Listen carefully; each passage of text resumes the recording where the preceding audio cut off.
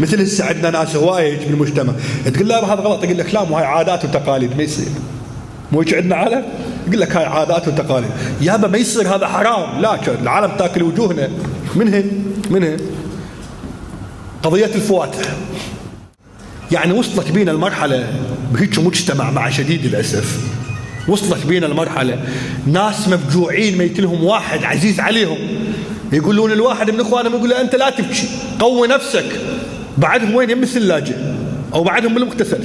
انت روح للعلوه، روح للكذا، جيب لنا لحم، جيب لنا ذبايح، لا الناس تاكل وجوهنا. يصعدون وياه 5 سيارات 6 يروحون يقعدون بالمطعم، خلوه يذب المليون والمليون ونص، وهو مشلوع قلبه وجهنانه ينبش بسنونه بهالتعبير هذا. والله الكباب كان مو زين، لك هذا رايح له بشر، هذا صدق لو لا ويا الحكي يشلع القلب ترى. لك بابا هذا رايح له بشر، رايح له عزيز، يجي يقعد بالفاتحه والله القهوه شو مو تمام يعني، شو ما جايب موز، شو الحلويات تعبانه.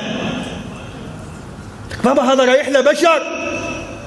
النبي صلوات الله عليه عندما توفي جعفر الطيار رضوان الله عليه، عبد الله بن جعفر يقول أخذنا النبي إلى داره ووضع لنا أفضل الطعام حتى تناسينا شهادة أبينا، ثم اعتلى المنبر وقال يا أيها الناس اصنعوا الطعام إلى آل جعفر. ما لهم خلق يطبخون، ناس عندهم مصيبة، عندهم فاجعة، ما إلى خلق. احنا يجي هنا لا والله الأكل مو تمام، التمن مو عنبر، ما أعرف شو. يا دين هذا، يا خلق، عيب. اتقوا الله بالناس.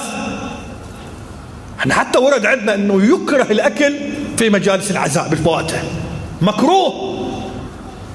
احنا يجي يقعد على قلبه، خلصت الفاتحه وحملوا ديون 17 مليون 18 مليون ما يعرف من يسدهن، هو فاقد له واحد ما يدري يبكي على الواحد، يبكي على الدين اللي صار براسه ما يدري والله.